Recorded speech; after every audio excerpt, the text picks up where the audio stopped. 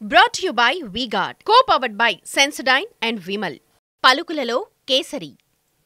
Associate sponsor UltraTech cement.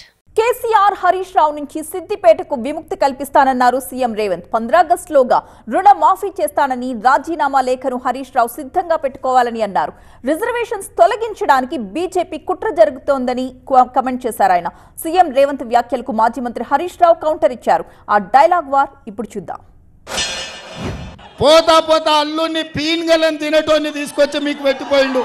Arundhati సినిమాలో ఎట్లయితే బొమ్మాలి ఎట్లయితే మిమ్మల్ని పట్టి పీడించిండో ఈ సిద్దిపేటలో ఉండే యువకులను వ్యాపారస్తులను ఈ ప్రాంత ప్రజల్ని పట్టి పీడించిన బ్రహ్మ రాక్షసుడి నుంచి మీకు విముక్తి కలిగించడానికే ఇవాళ ఈ సిద్దిపేట గడ్డ మీదకి వచ్చిన మీకు అండగా నిలబడతా అని మా మిత్రులందరూ తెలియజేస్తున్నా.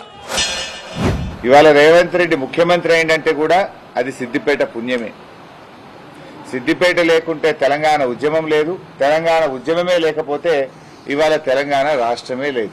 తెలంగాణ రాష్ట్రమే లేకుంటే రేవంత్ రెడ్డి ముఖ్యమంత్రి అయ్యేవాడే కాదు. గదే చంద్రబాబు నాయుడు అడుగులకు మడుగులు ఒత్తుకుంటా ఆంధ్రలో మోచేతి నీళ్లు దాక్కుంటా బతుకుతుండేన. ఇవాళ సిద్దిపేటకు కేసీఆర్ కు రేవంత్ రెడ్డి రుణపడి ఉండాలి.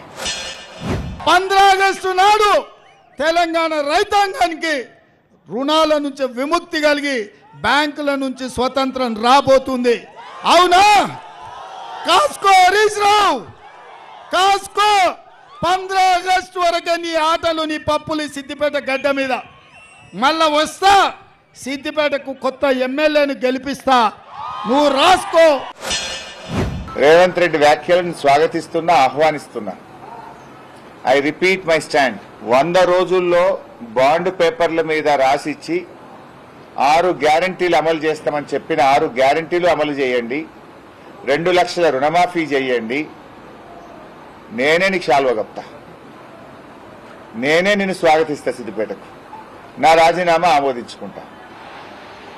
నాకు ఎమ్మెల్యే పదవి కంటే కూడా నా ప్రజలకు మేలు జరగడమే నాకు సంతోషం. ఈ దేశంలో రిజర్వేషన్లను పెంచాల్సిన పరిస్థితి, తప్పని పరిస్థితి వస్తుందని రిజర్వేషన్లను రద్దు చేయాలన్న ఎజెండాతోని రహస్య ఎజెండాను అమలు చేయాలనుకున్న భారతీయ జనతా పార్టీ 2021లో జనాభా లెక్కించలేదు. అందుకే ఇప్పుడు 400 సీట్లు వస్తే లోక్సభలో 2/3 మెజార్టీతోని ఎస్సీ, ఎస్టీ, ఓబీసీ, బీసీ రిజర్వేషన్లు రద్దు చేసి ఇవాళ రిజర్వేషన్లను తొలగించాలని భారతీయ జనతా పార్టీ భావిస్తుంది. రిజర్వేషన్ల గురించి కూడా ఈ పుణ్యాత్ముడు మాట్లాడుతుండ్రు. రిజర్వేషన్లు పోతాయని కొత్త నాటకం. పోతాయా రిజర్వేషన్లు? కేసీఆర్ లాంటి నాయకుడు ఉండంగా, ఇంత పెద్ద భారత రాజ్యాంగం ఉండంగా రిజర్వేషన్లు మారితే ఉంటుందా? ఆ ప్రభుత్వం ఉంటుందా? కూకటి వేళ్లతో పెకిలిస్తారు ప్రజలు. అంటే ఒకలేమో బీజేపీ వాళ్ళేమో హిందువుల ఆస్తులు ముస్లింలకు వంచుతారు అని చెప్పి ప్రధానమంత్రి గారు మాట్లాడతారు. ఈయన రేవంత్ రెడ్డి గారేమో రిజర్వేషన్లు రద్దయితాయని మాట్లాడతారు. అది జరగదు, ఇది జరగదు. Brought to you by V-Guard, co-powered by Sensodyne and Vimal. పలుకులలో Kesari. Associate sponsor UltraTech cement.